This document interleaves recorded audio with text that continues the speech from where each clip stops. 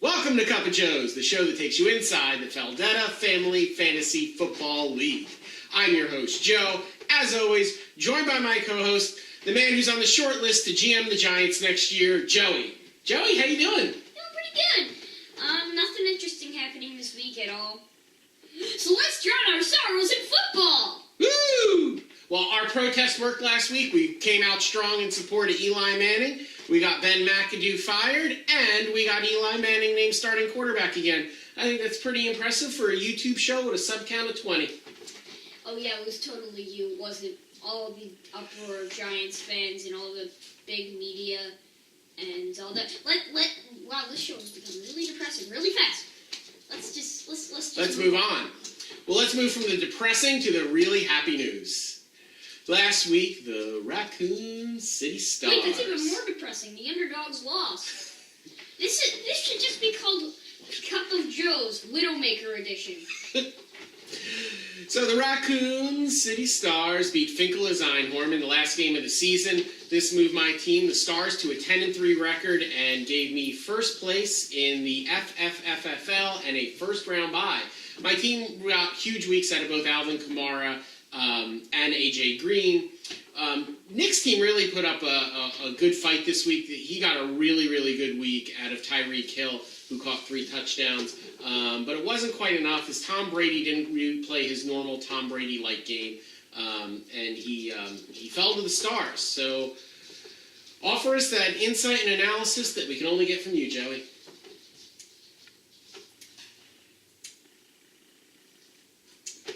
You know what? I don't really know what, honestly. I think we're starting to run out of jokes. I know we've said that a lot, but, this isn't even a joke. This is just me speaking from the heart here. I think we're running out of material. All right, so on to our next game. And our next matchup, it was Hannah's Luck Beat a Brady tonight, topping Judy's Reigning Men. Hannah's team really came together. They had a really good week. They got good weeks out of guys like Le'Veon Bell and Leonard Fournette. They put up over 114 points. They solidified the 4th playoff spot in an 8-5 season. The defending champion is going back to the playoffs to defend her crown. Solid season for Judy all around, but it was a season in which she failed to make the playoffs. Solid season! She lost her streak. And even then, 6 out of the majority of teams will make it into the playoffs. That is a fact. So she is a minority of losers. So she has lost her streak. Her logo is terrible. And she is in a minority. What more could you ask for a team that is going downhill? She finished with a better record than you. Oh, be quiet. In our next matchup, it was the Maddington Matty Bears putting up 113 points and beating the captain and the kids. This finally puts your team out of its misery for the season, as you have lost for the last time in 2017. With Maddie's win, he wraps up the number 2 seed in the playoffs. He gets a first-round bye and gets to watch and rest his players next week while Katie and Ken have to play. You know what? What? My team was a lot like the Giants this year, only with a much less hated coach. Aren't you the coach? Well, yeah, I guess so. I agree. But much less hated. Unless you count the school bully, and then all my friends, and then, you count that one librarian, and that picture frame, and the other picture frame, and The show got really sad really fast. You've turned Cup of Joe's into an after-school special. Well, we need some laughter in there. Well, that's... Give me more jokes. In our next matchup, Katie's Killer Kittens lost her match up to Ken's Kevin O'Shea Cowboys. Or as we like to call them around these parts, Bootleg Billy Mays. Well, Bootleg Billy Mays, with the win, moved from the 6th spot in the playoffs up to the 5th. And Katie dropped down to the 6th and final playoff spot. Both teams will be in action next week, only not against each other. You know what? It doesn't really matter if you win or lose this game. I mean, I know she had playing for a higher spot, but really, you just have to verse another game. It's not that bad. Yeah, this game was really a matter of who was going to play Hannah next week and who was going to play Tom. And with Katie losing and Ken winning, Ken gets to play Hannah next week, which makes a more entertaining matchup for all of us involved in the FFFFL. And Katie gets to play my big brother Tom. It's either you lose and you win, or you lose and you get eliminated. That's basically how I see it. Okay. In one of the bigger upsets of the week, the South Park Cows put up 95 points and beat Team Punisher. Team Punisher, which started the season off dominant, really suffered some late season losses, dropping him from the number 1 overall seed and a first round bye down to the number 3 seed. Now he's got to play Katie next week, and this once dominant team really just doesn't seem as dominant as it once was. Tommy gets to finish his season with a win, and with that win, his record as the South Park Cows moves over 500 for the year. Not his team as a whole, but his team as the South Park Cows over 500 for the year. So, you know what? I feel like if this had happened when the South Park Cows first entered the league, this would have been a huge headliner, amazing. But now, well, it's an upset, I guess. We have seen how pivotal Aaron Rodgers was for this team, and I think that's a problem going forward. They don't have a quarterback. They need a quarterback, but they don't have it. Well, golf has been okay. I think it's what we really see the impact of Aaron Rodgers and what it's done to Jordy Nelson. Mm-hmm. Jordy Nelson is just not the player he was when Aaron Rodgers was in there. So for a team that has a really good backfield and is getting by with a quarterback with Jared Goff, the wide receivers have really taken a step back since the Aaron Rodgers injury. You know, it's the most underappreciated part of football. Team management, team morale. No one really thinks about it, but it's like, if I'm sad, I'm not going to give it my all. But if I'm happy, I'm going to give it my all. That's the mentality that most of us will live by, even if we don't want to.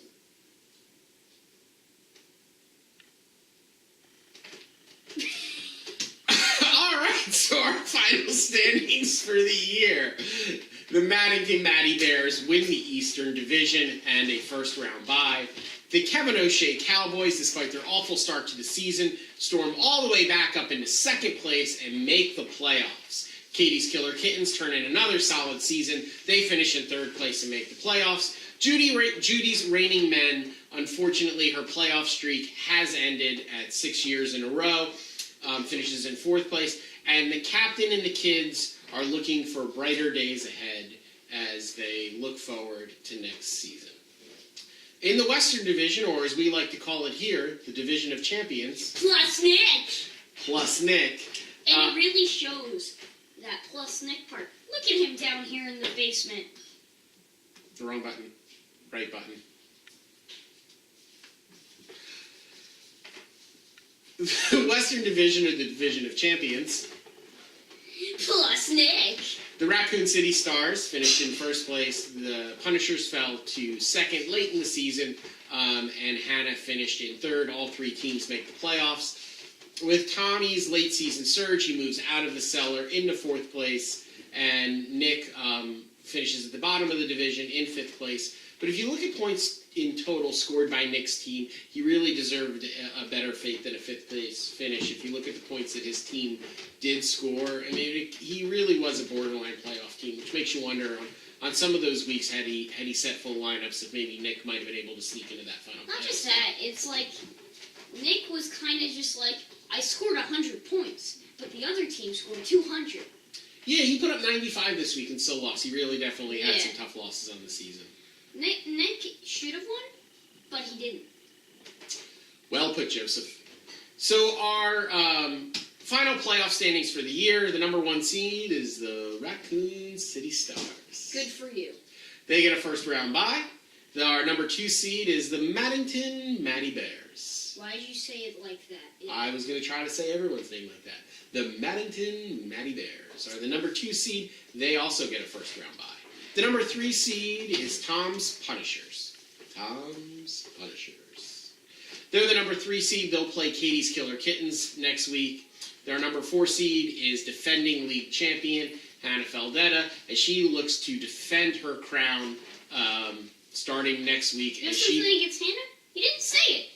Fine, I'll do it. Luck be to Brady tonight. Luck be to Brady tonight.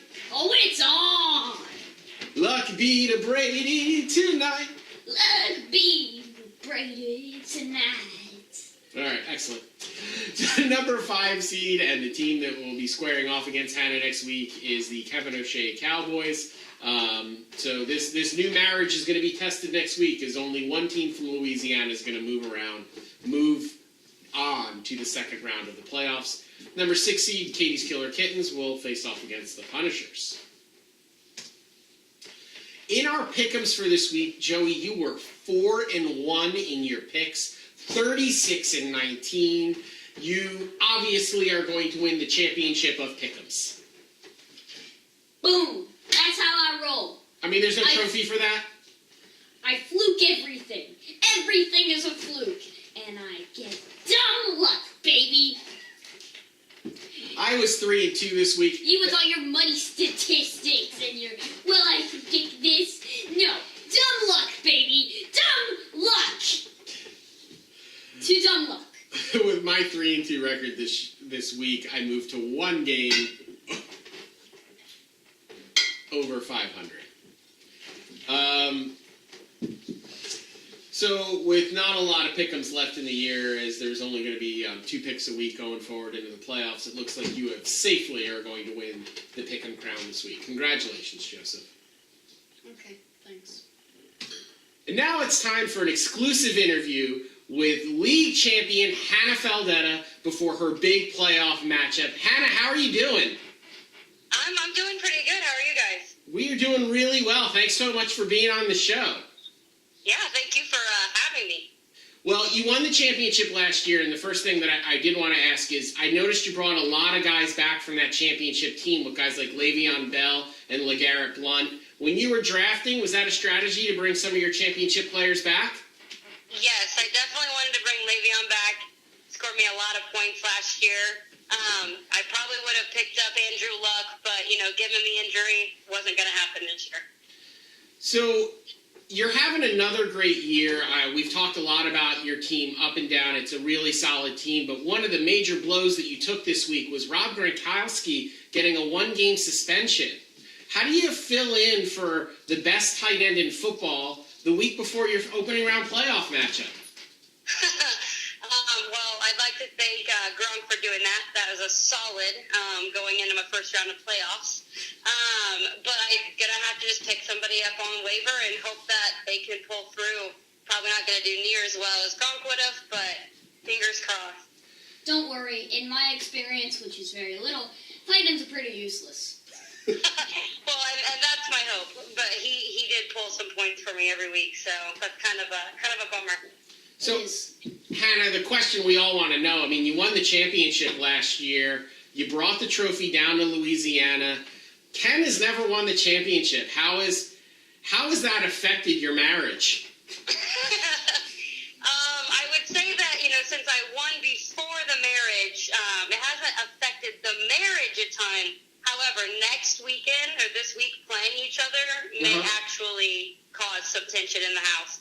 The trophy's currently sitting on his desk, but I have a feeling that it'll make its way out to the coffee table and just sit in the middle of the room, just kind of gloat a little bit and hope that it brings me some good luck. Well, your team certainly has an amazing season. Ken's team has really shown a lot of resiliency this year in coming back. So I guess the question is, can we get a prediction on this game this week? Do you think that you best Ken here, or do you think that do you think his team's going to come out on top? Even given the Gronk absence, I really think that I still have a shot. I'm going to go with myself for this weekend. I think my team's been strong all year. I've picked up very little. I've had the same team almost the whole time. So I'm hoping that we can pull out another win this week and make Ken, have to wait a whole nother year.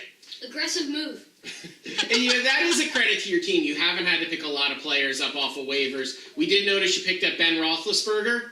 Yes, I had to sit Dak. He was being punished. Well, I don't know if you're aware of how we feel about Ben Roethlisberger in this particular household, but did you feel a little bad or dirty about yourself when you picked up Roethlisberger having to play him?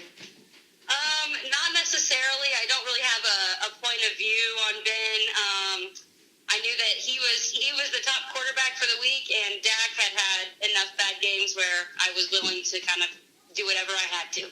Yeah, as an owner who picked up Josh Gordon this week, I believe morals have no place in football. So I think that was a great pickup and something that's really going to strengthen your team going down the road. Well, Champ, thank you so much for talking to us. Oh, wait, I have a question. Joey's got a question. How do you feel about entering the playoffs? How what? How do you feel about entering the playoffs? I feel confident. I think that I felt more confident last year going into the playoffs. I feel like everybody's teams are pretty good this year, and I'm not near as high up as I was last year going in. But I feel confident. I'm ready. Did you hear about Ben McAdoo? Do you think he should have been fired? I do. So I married into a family who loves Mr. Eli Manning. I am not a New York Giants fan, but I do support the New York Giants based on marriage. So I 100% support Ben McAdoo being fired because no one bitches Eli Manning. Well, I think you as an Indianapolis Colts fan recognize that the Mannings are nothing if not just a family of handsome and powerful men. Well, very, very true. Yes. Also, risky move saying that you support the Giants, but they aren't your favorite team. Risky move. How does Ken feel about that? Well, the one thing I did want to ask you, Hannah, is if you do beat Ken this week, do you think he'll cry? Do I think he'll cry? I've never seen him Not cry. like an open wail, but just like a manly kind of shed a tear kind of cry. I think he may well up, but I don't know if any tears will fall. Well, Hannah, thank you so much for taking the time to be on our show. I know it's the highlight of our year. Good luck to you going forward in the playoffs. And we wish your team the best. Maybe this is you can be the second owner to repeat as champion. That would be great, and that would make Tom so mad, and which would be just as glorious. Thanks so much, Hannah. All right, thanks, guys. Take care. Bye. So moving on to our matchups for next week in the first round of the playoffs. This is completely wrong. That is right. In the first round of our playoffs, we have... I want to proofread this before you... Hey, we're on a low production budget. I don't know if you've noticed, but this is our living room. Hello, welcome to the living room. Yeah, very low production budget. So the Punishers are taking on the Katie's Killer Kittens. Punishers finished the season 9-4. Katie's team finished the season 7-6. Who are you picking in this game, Joey? Oh, man. My mother is in the other room, right next to me. If I said Tom, it would break her heart, so I'm going to say her. Also, her logo's better, and I like kittens. So there you have it. Joey's picking Katie because he loves his mama. And the floor here is bad. I mean, it looks very nice, but it's cold and hard, and the carpet. Don't give me 30 amount of germs on the carpet. So I am also going to pick Katie to win this week. I think Greg Olson will be back. That will help her out at tight end. She will also be getting Amari Cooper back. You didn't see that, but she just walked from the doorway all the way over to here to basically just be like, and I'm just like, Mom, we're filming. Please. So Kate gets Greg Olson back this week. She's also going to probably have Amari Cooper back next week. I think those two things will help. Alex Smith played a lot better this week. I'm just not getting a great vibe out of Tom's team. He had 2 back-to-back weeks entering into the playoffs where he scored less than 80 points. I'm picking the Kittens. I think they have enough to make it through to the next round. Next up, we have bootleg Billy Mazes taking on Luck beat a Brady tonight without Gronk. Yeah, it's a big setback for Hannah not to have Gronkowski. Really? Yeah, I mean, he's the best tight end in football, and That's some schmenzum. Tight ends have never done anything good for me. When has a tight end ever walked up to you and say, "You're a nice person, Joey. Here, have this, because why not?" No. And even then, they don't score a lot of points. I really like quarterbacks in this game because they score you like 20 points every game. If you can have a good quarterback, you can have a consistent, well-made team. A well-oiled machine. who are you picking? Bootleg. Not Billy Mazes. We're going to pick Hannah. Luck beat a Brady tonight. Wow, you kind of faked me out there. Even this is tough. I mean, Hannah has the better backfield with Le'Veon Bell and Leonard Fournette. The edge normally at tight end would have went to her if Gronkowski was playing, but now Ken has Travis Kelce, who's probably now the best tight end in football with Gronk out for the week. She has to decide whether she's going to play Dak Prescott against the Giants or she's going to roll Ben Roethlisberger. It's kind of a coin flip game, and I guess if you're going to flip a coin, you got to go with the champ. I'm going to pick Hannah to win this week and move on to the next round of the playoffs and try to defend that championship. Man, I'm going to get some terrible texts from Ken now. This week's Judy Quality Award winner goes to me! I won! And I got the first overall spot in the playoffs. I got a first round bye. I scored over 100 points. And I beat Judy's own son, Nick, this week. So congratulations to this guy. He's Judy Quality. You know you're not really helping your egotistical case. Yeah, try to rebuttal from that. Well, that is all the time that we have for today. For Joey, I'm Joe, reminding you that the playoffs? Talking about the playoffs! Talking about the playoffs? Don't talk about